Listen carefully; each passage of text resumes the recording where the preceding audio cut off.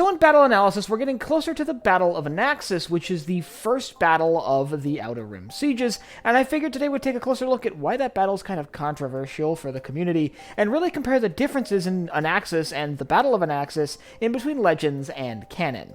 I'm Colin, and this is Sci-Fi Deep Dive.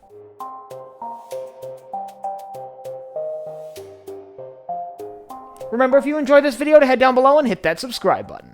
So the Battle of Anaxes was first seen in the final season of the Clone Wars, and when it was released, it did cause quite a bit of a stir within the community, because there was a lot of changes made to where and what Anaxes was in between Legends and Canon, and that's one of the reasons why the Battle of Anaxes is kind of complicated to cover. So let's start with what Anaxes was in Legends, since that predates Canon. In Legends, Anaxes was a world in the galactic core that served as sort of the heart of the Republic military. It was the home of the Anaxis War College, which was one of the largest naval academies in the Republic, and considered the headquarters for the Republic Navy. And on top of the role it played in training new recruits and sort of commanding naval fleets, it would become a major site for the construction and production of new naval military equipment, from starfighters to warships, housing large factories and massive shipyards.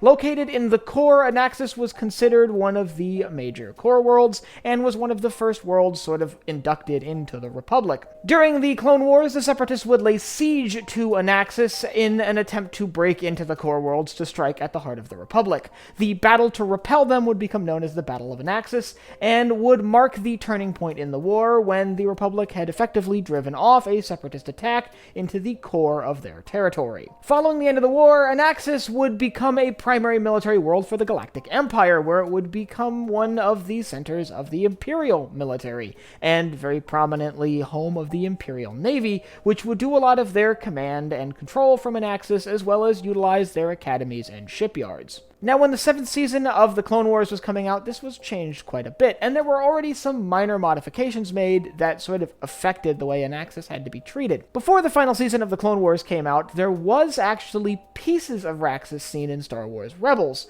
where the Rebels visit a base on an asteroid that is very clearly a base we see on Anaxis, which circles back around to the Star Wars canon story of Anaxis. In canon, Anaxis is a major world in the Outer Rim, situated kind of on the border between the Outer Rim and what would be considered the heart of the galaxy. Now, in canon, they're not the center for the Republic military sort of command and control system, but instead simply another large shipyard that could be utilized by either side. That being said, they're fiercely loyal to the Republic, and even though they were in territory where a lot of the worlds seceded to join the CIS, they remained loyal to the Republic, making them a constant target. In the later days of the war, however, the Separatists would finally get around to carrying out an assault against Anaxis. This would become known as the Battle of Anaxes, when the Republic attempted to drive off a Separatist assault against one of their last strongholds within the Outer Rim. This battle, like the battle from Legends, saw the Republic on the defensive, but moved Anaxis from the core to the Outer Rim, and greatly reduced its cultural significance within the Republic.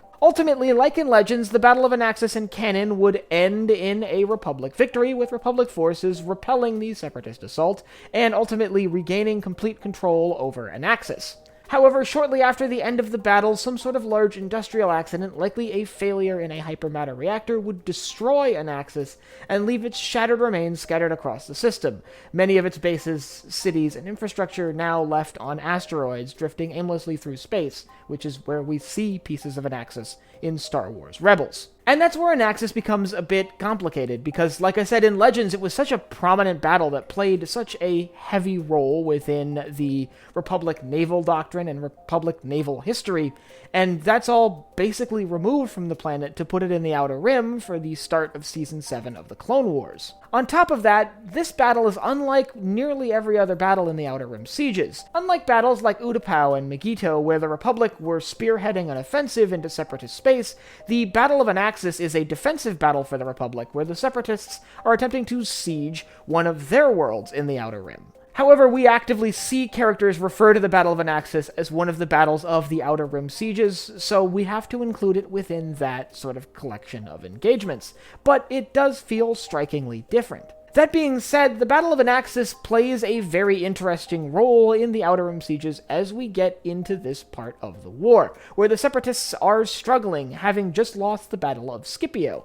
If you'd like to learn why the Battle of Scipio was so significant and why it ultimately doomed the CIS to defeat, I'll leave a link up here to my video on that. And I'd like you to let me know down in the comments whether you prefer the Canon or the Legends Anaxis. Do you like Anaxis being this center for Republic military strategy located in the core, or do you prefer it as a Republic shipyard world located on the edge of the Outer Rim? And if you have anything else you'd like to see me cover in Star Wars, you can let me know down below in the comments. Last but not least, if you enjoyed this video, head down below, hit the like button, the subscribe button, and the bell icon so you get notified when I upload new videos. So for Sci-Fi Deep Dive, I'm Colin, and I will see you next time.